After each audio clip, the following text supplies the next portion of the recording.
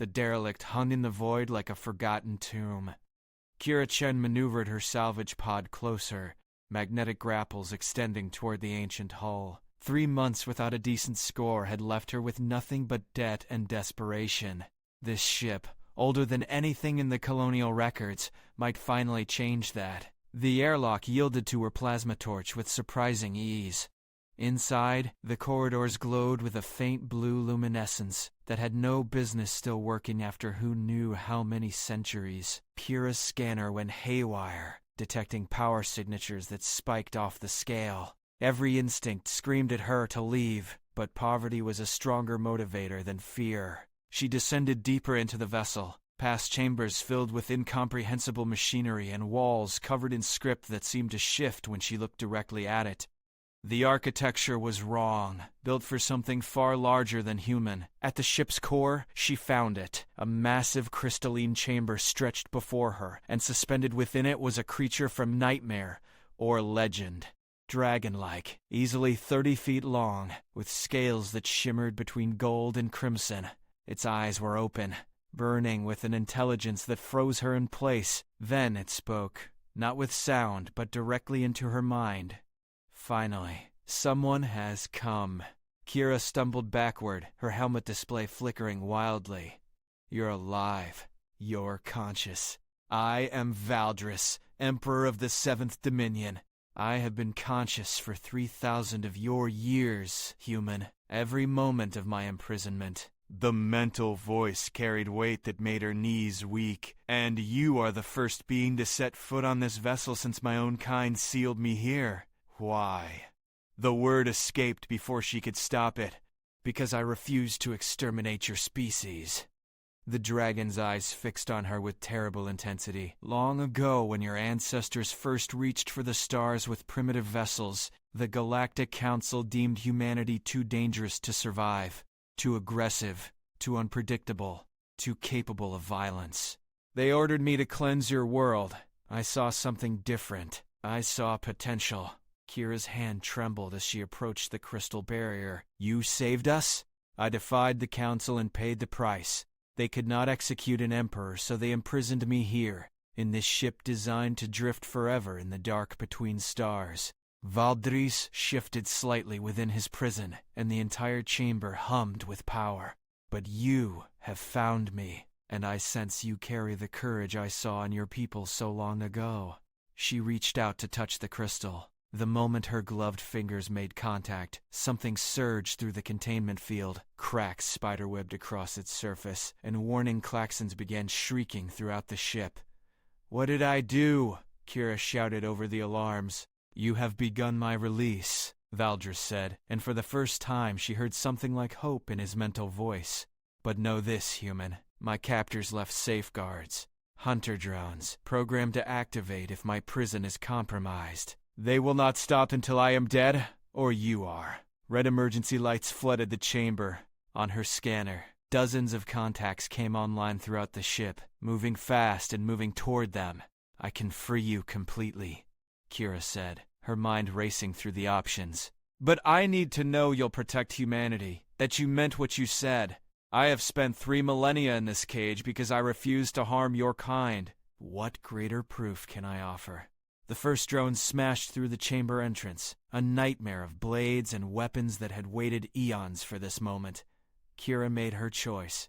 She pulled the plasma torch from her belt and aimed at the crystal prison's control node. Then let's get you out of here. The crystal shattered like glass struck by lightning. Valdris exploded from his prison with a roar that shook the entire ship, but he moved sluggishly, his muscles atrophied from millennia of confinement. The hunter drone launched itself at him, and he barely managed to tear it apart with his claws. I am weak, Valdris admitted, crushing another drone that came through the entrance. I cannot fight them all. Then we run. Kira grabbed his foreclaw, impossibly massive, in her small hand. My ship is 3 decks up. Can you move? I will have to. He surged forward, and she ran alongside him as the ship came alive with mechanical death. Drones poured from hidden compartments, their weapons systems charging with sounds like rising screams. Valdris swept them aside with his tail and wings, but each movement cost him. She could see him weakening. They fought through corridor after corridor, Kira firing her salvage laser at anything that moved while Valdris used his body as a living shield. Her ship was so close. Just one more bulkhead. Kira Chen, Valdris said, reading her name from her thoughts. If we survive this, know that the Council will detect my freedom. They will come for Earth. They will finish what they started millennia ago. Then we better make sure you're strong enough to stop them. She blasted the final door controls, and it slid open to reveal her small, battered salvage pod. Get in. It's going to be tight. Valdris compressed his form in ways that seemed to defy physics, folding into her cargo bay as she sealed the hatch and fired the engines. Behind them, the prison ship's self-destruct sequence activated, exactly as designed. No evidence could remain. They cleared the blast radius by seconds, the explosion turning the ancient vessel into expanding gas and debris. Kira set course for Earth, her hands still shaking on the controls. I will protect your people, Valdris said softly from behind her, and I will give you the means to protect yourselves. The Council hoards technology, keeps younger species weak and dependent. No more. Humanity will rise. He touched her shoulder with one claw, gentle despite its size, and knowledge flooded into her mind. Weapons, shields, faster-than-light drives that made human engines look like children's toys, medical advances that would end disease and aging, all of it freely given. Why me? Kira whispered, overwhelmed by the gift. Because you chose to trust when fear would have been easier. Because you freed me when leaving me would have been safer. You are what I always believed humanity could be. They approached Earth's orbital space, and Kira's communication system exploded with warnings. Her scanner showed them. Dozens of massive warships, emerging from stealth fields they'd held for who knew how long. Ancient vessels, predators sleek and bristling with weapons. The Council, Valdris confirmed, his voice hard as diamond. They have been waiting, watching Earth for centuries. The moment I was freed, they knew. The lead ship broadcast on all frequencies, a message in 1,000 languages, including human English. Valdris of the 7th Dominion, you are in violation of your imprisonment. Surrender, or the human world dies. Kira looked at the Dragon Emperor, then at her homeworld hanging beautiful and vulnerable in the black. What do we do? Valdris stood, his full power beginning to return now that he was free.